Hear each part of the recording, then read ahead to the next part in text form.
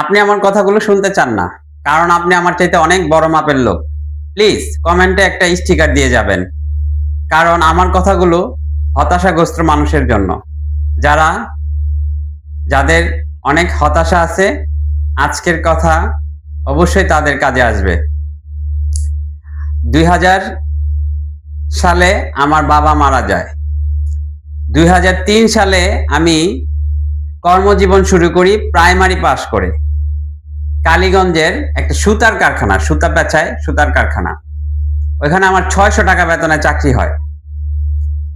আমি 6 মাস চাকরি করি, দেখি ওইখানে সবচেয়ে সিনিয়র যে তার বেতন 3000 টাকা। আমি দেখি এখানে শিখার কিছু নাই। তো আমি চিন্তা করলাম, এখানে যেহেতু শিখার কিছু নাই, আমি চাকরিটা ছেড়ে দেব।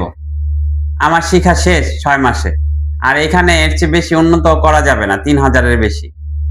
তখন চাকরি ছাড়ার সময় মালিকে আমাকে 3000 টাকা বেতনের অফার করছে। তবুও আমি চাকরিটা ছেড়ে দিছি, কারণ এখানে গুরুত্বপূর্ণ শিক্ষার বিষয় নাই। আমি তখন হাত এমব্রয়ডারি তখন এটা খুবই রানিং।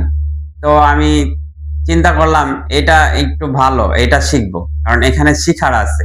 তো নিজের খেয়ে 1 বছর নিজের খেয়ে আমার বড় ভাই ওখানে করায় দেয়, পরিচয় করায় দেয়। নিজের খেয়ে 1 বছরে আমি কাজ শিখবো। হ্যাঁ, আমাকে সপ্তাহ দেওয়া হতো 20 টাকা করে। তো আমি মোটামুটি 3 মাসে মোটামুটি কাজ শিখে গেলাম। 1 বছর আমি করলাম, মালিকরে কাজ করে দিলাম। হ্যাঁ, যখন দেখলাম এটা আমি পুরোপুরি শিখছি, এখানে এই কাজটাও বিলুপ্ত হওয়ার পথে। হ্যাঁ, এই কাজটাও বিলুপ্ত হওয়ার পথে। তখন আমি চিন্তা করলাম যে এর চেয়ে ভালো কি শিখার আছে, এইটা আমি শিখব। তখন আমি কম্পিউটার এমব্রয়ডারি, যেটা তখনকার খুবই একটা মানসম্মত কাজ। হ্যাঁ, কম্পিউটার এমব্রয়ডারি শিখলাম। মেশিনের অপারেটর, তারপর মেশিনারিজ টুকিটাকি ঠিক করা, এভরিথিং ডিজাইন পর্যন্ত। 2011 সালে দেখেন, এর মধ্যে 2003 থেকে আমার কর্মজীবন শুরু, 2011 সালে। এখন আমি স্বপ্ন দেখতেছি মালিক হব। আমি যখন স্বপ্ন দেখি মালিক হব, আমার পরিবার আমাকে বলে ছিঁড়া খাতায় সে লাখ টাকার স্বপ্ন দেখোস। আমার ইচ্ছা ছিল, আমার ইচ্ছা ছিল 2003 থেকে নিয়ে আমি 2011 পর্যন্ত চাকরি জীবনে একদিনও অনুপস্থিত ছিলাম না, অ্যাবসেন্ট ছিলাম না। আমার কাজের প্রতি ভালোবাসা ছিল, আমার ইচ্ছা শক্তি অনেক বেশি, আমার আত্মবিশ্বাস অনেক বেশি ছিল। আমি কিন্তু বাবার 1 টাকা নিয়েও ব্যবসা শুরু করি নাই। বাবার ফ্যামিলির বাপ চাচারাও আমাকে 1 টাকা দেয় না।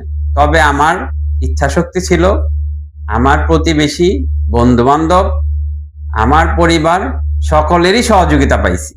হ্যাঁ, সবচেয়ে বড় কথা হলো, আপনি যখন নিজেকে ওইভাবে তৈরি করবেন, আপনার সাহায্য আপনার পাশের মানুষই আসবে, আপনার প্রতিবেশী আসবে।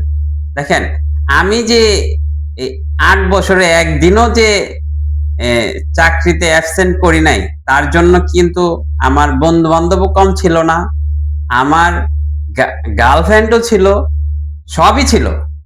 কিন্তু আমার গুরুত্ব ছিল আমি কিছু একটা করব। আমি নিজের প্রতি নিজের যোগ্যতা আমি বাড়াবো, আমি অনেক বড় হব। এটাই হলো গিয়ে 2011 পর্যন্ত আমার লাইফ হিস্টোরি আমি দিলাম। এই কথাগুলো আসলে আমার জুনিয়র ভাইদের জন্য। আপনারা পরবর্তী আমার হিস্টোরি যদি শুনেন, আরো অনুপ্রেরিত হবেন, আরো আত্মবিশ্বাস বাড়বো। আমাকে ফলো দিবেন, আর আমার কথাগুলো শেয়ার করবেন। আমি কিডনি রোগীদেরকে নিয়ে কথা বলবো অনেক। আমার পাশে থাকবেন। সকলকে ধন্যবাদ। আসসালামু আলাইকুম।